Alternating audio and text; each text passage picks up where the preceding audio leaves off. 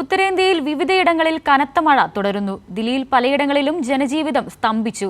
മലവെള്ളപ്പാച്ചിലിനും ഉരുൾപൊട്ടലിനും സാധ്യതയുള്ളതിനാൽ ഹിമാചൽ പ്രദേശിലും ഉത്തരാഖണ്ഡിലും പ്രദേശവാസികൾക്കും വിനോദസഞ്ചാരികൾക്കും ജാഗ്രതാ നിർദ്ദേശം നൽകി. ദില്ലി ജയ്പൂർ ദേശീയപാതയിൽ ഗുഡ്ഗാവിന് സമീപം പ്രധാന റോഡ് ഇടിഞ്ഞു താഴ്ന്നതിനെ തുടർന്ന് ഹൈവേയിൽ കിലോമീറ്ററുകളോളമാണ് ഗതാഗത തടസ്സമുണ്ടായത്. റോഡുകളിലെ വെള്ളക്കെട്ടും ഗതാഗത തടസ്സവും കണക്കിലെടുത്ത സ്വകാര്യ കമ്പനികളിലെ ജീവനക്കാരോട് താൽക്കാലികമായി വർക്ക് ഫ്രം ഹോമിലേക്ക് മാറാൻ അധികൃതർ നിർദ്ദേശം നൽകിയിട്ടുണ്ട്.